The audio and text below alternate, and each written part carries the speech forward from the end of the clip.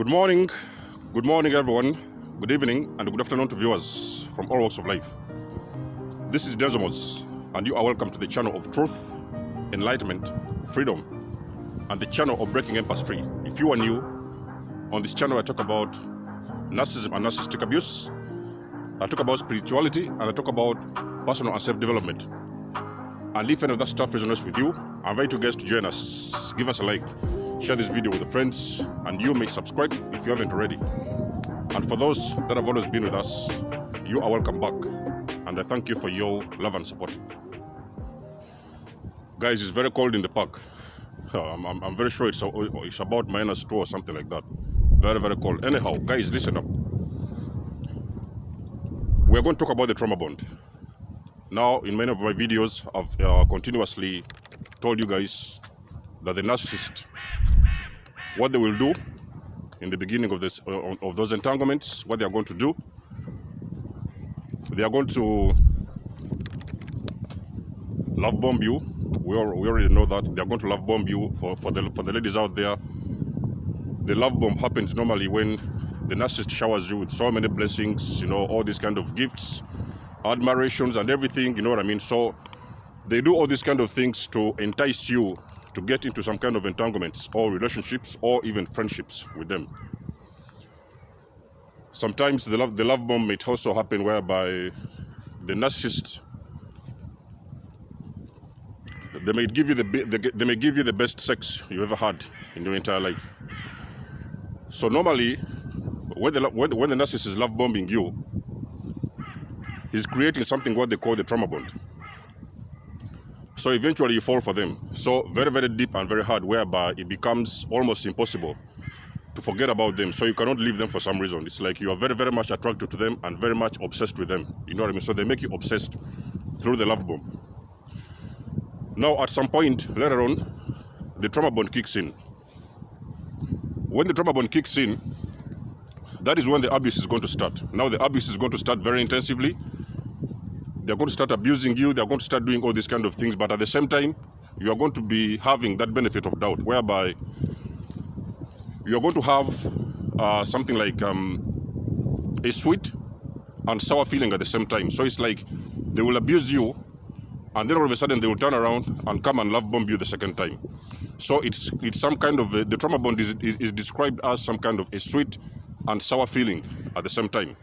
So it makes the victim very confused, and the victim does not know whether they love that person or they should continue that relationship, or whether they should actually leave. You know what I mean? So you're trapped in the middle because of the trauma bond, and you cannot leave those individuals. So basically the trauma bond kicks in after the love bombing phase.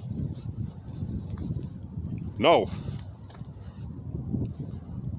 a lot of modern psychology and scientists and the medics, they have always attached this, they have always tried to describe the trauma bond. They have always talked about the trauma bond. But as a spiritual person, normally I like very much to talk about the soul tie, because the trauma bond, in the scientific terms, is a trauma bond, but in the spiritual terms, this is a soul tie. So they are tying their souls to theirs, your souls to theirs, and they are making you a part of them by force, by way of manipulation and by way of force. So now, when the soul tie kicks in, or the trauma bond kicks in this video I'm going to talk about the trauma bond, because that is the term that most of you guys already know. You have seen it online, you've heard it from many coaches around the world. So the trauma bond kicks in, and at some point in time it starts to become a problem, whereby now you don't know if you really have to stay with those individuals or if you got to leave them. And in this video specifically, I'm going to give you guys about 4, maybe 3 or 4 signs that you're actually in a trauma bond with a narcissist. Guys, you have to forgive me, it's very cold. I've got cold hands, so I'm going to be switching the camera every left and right. So, sign number 1, listen up guys. The narcissist is going to abuse you. The abuse is going to kick in. So they're going to do all these kind of tricks, the games, the manipulations, the abuse and the torture and everything. And for some reason, you don't know what decision to take. You don't know if you're actually able or if you're fit to stay in this kind of relationship or entanglement, or actually if you want to leave. So you're going to be caught up in the middle, whereby you don't know if you need to leave them, or you need to stay. So you're going to be trapped in the middle, and normally that thing confuses a lot of individuals, whereby they can almost spot the abuse. They can spot the abuse. They can know that these individuals, they're not playing fair towards them. They're not doing good towards them.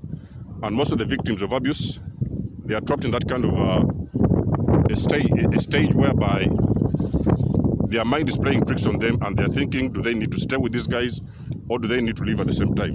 So they are loving these guys and hating them at the same time. So that's when you know that you're actually in a trauma bond. The sign number 2 that you're in a trauma bond with a narcissist. A lot of people who are outside this entanglement, so this can be family members, this can be your friends, best friends, work colleagues, or people like that. So those individuals, they're always going to come around and they're going to beg you. Now this one is going to be very confusing, because you're going to notice that actually family members are coming around. Maybe you go visit your family in the village or somewhere. They are going to sit with you. They are going to beg you. They are going to plead with you. They are going to ask you to leave. Because the abuse, it is usually visible from the outside, but it's not visible to the person inside that entanglement. So if you're the victim of narcissistic abuse, you're going to find that when you're with those individuals, you cannot see the abuse. It's like almost your eyes are blinded and you cannot see the abuse. But whenever you come into close contact with friends and family and people like that, those individuals, they're going to see the abuse. It is going to be very obvious. They're going to beg you. They'll plead with you. They'll tell you, please, our daughter, our son, we can see you suffering. You know, it's very, very difficult for you. You have got to leave that man, or you have got to leave that woman, or things like that. But for some reason,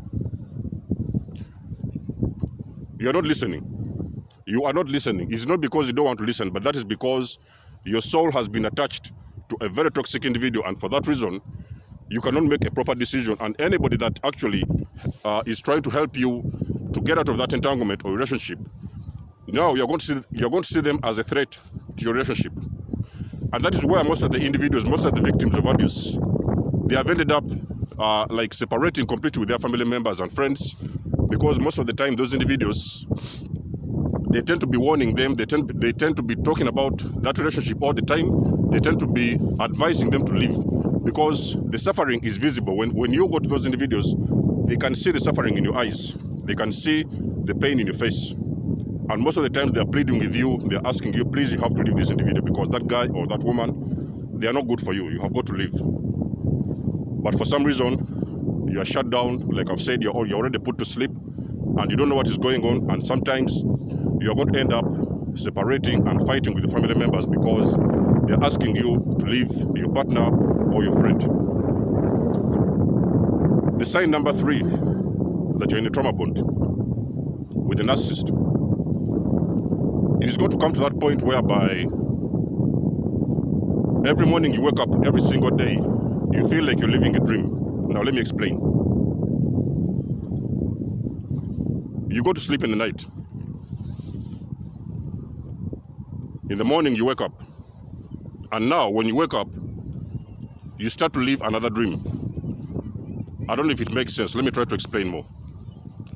Each and every step you make in that entanglement or relationship, you're going to feel as if you're in a very deep sleep, and for some reason, you cannot wake up. So what happens is that you're going to find yourselves, you may go to the kitchen, sometimes you may wake up. For those of you guys who are entangled with the narcissist and living with them at home, so you're going to wake up in the morning, you're going to forget about taking the kids to school, you're going to forget about going to the grocery stores. Even if you go to the grocery stores, you're going to forget about exactly what you went there to buy. Or sometimes you may even find yourself buying the wrong commodities from the grocery stores.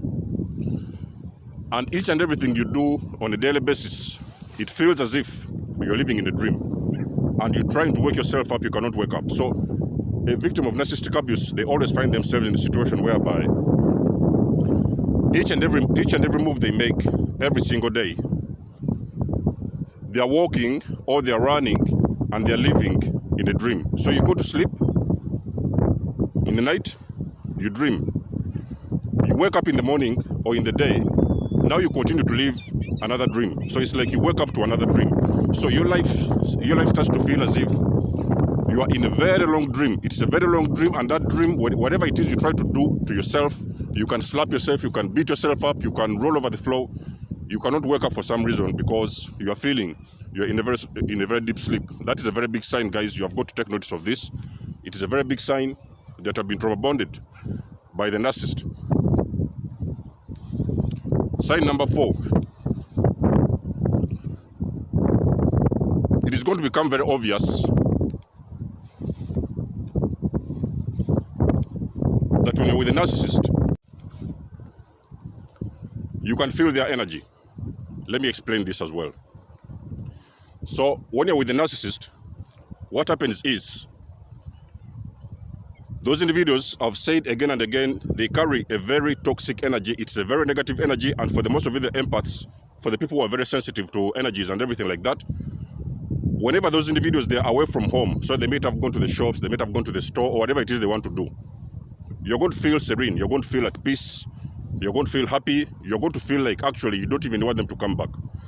But for some reason, those individuals, whenever you know they're returning to the house, to the proximity, to the vicinity, that is exactly when whereby you are now going to start to feel their energy.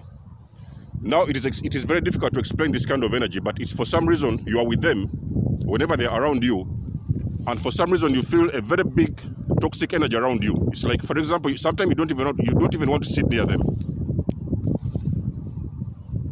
They will come around, they try to sit with you, maybe they try to do something with you at home or something like that, and you don't want to be near them. For some reason, they are very, very toxic, and you can feel their energy each and every single day. And whenever they are coming into contact with you, you actually want to leave that vicinity because you don't want to be close to them, because for some reason, they are radiating a very negative energy. But on the contrary, whenever they leave your presence, they go somewhere, or they go out of the house, or they go on a holiday, or they go on a vacation, or things like that, you're also going to notice that you're feeling very good, and for some reason you don't even want them to return to the house. You know what I mean? But then, if it's you who has left the house, and you're a guy who has been married to a narcissist or those kind of toxic individuals, you're going to find yourself in a position whereby those individuals, you have left the house, you have left the vicinity, maybe you have gone to work, or you have gone to the city center, or you have gone somewhere else. You're going to find yourself in a situation whereby you don't want to return to that house.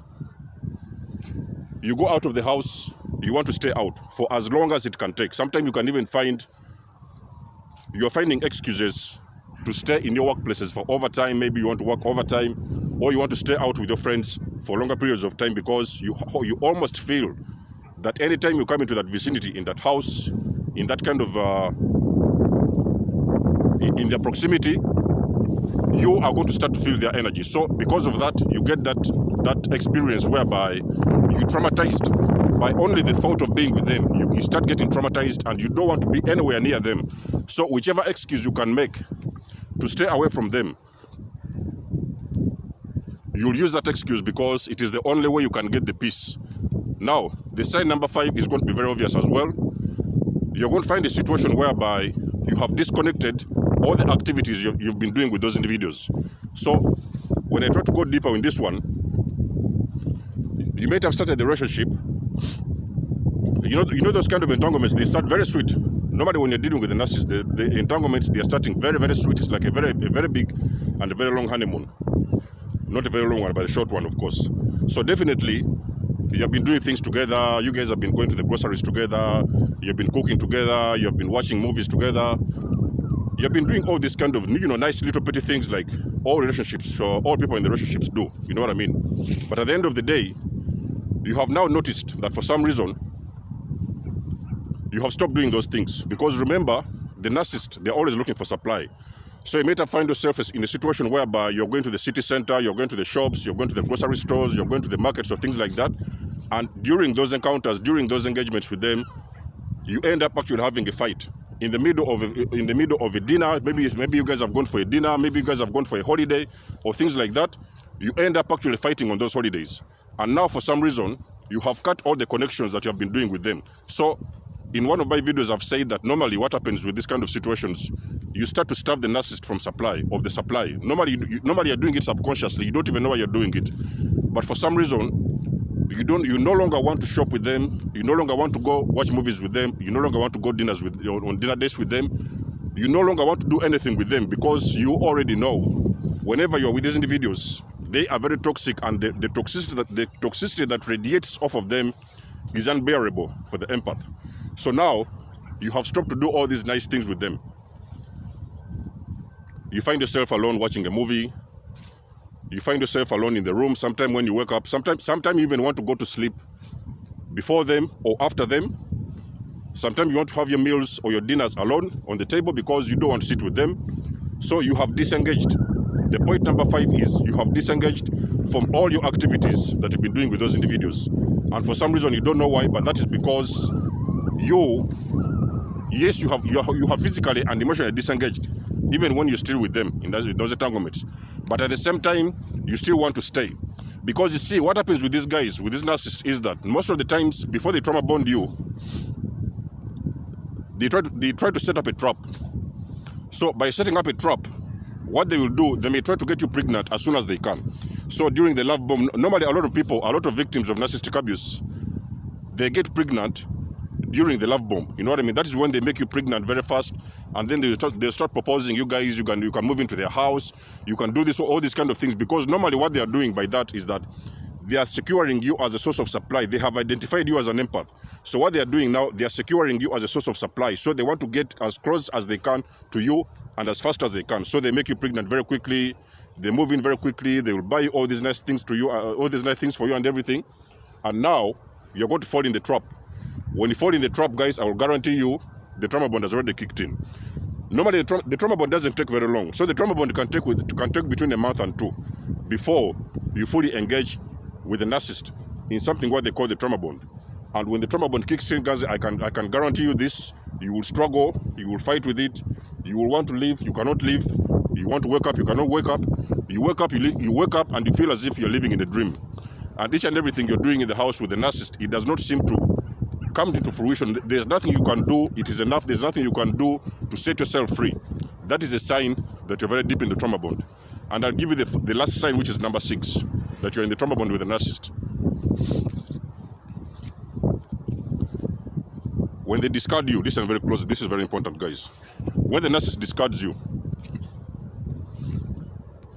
they are going to now make it very difficult for you to move on with your life. So it is going to become very difficult for you to go on with your life. You're going to find all the time you're struggling to get back to them. You have got that magnetic pull towards them. You want to come back to them and stay with them, but at the same time you know that they're very toxic and very dangerous individuals. So you want to come back, at the same time you don't want to come back. So the trauma bond starts to kick in at the end of the relationship.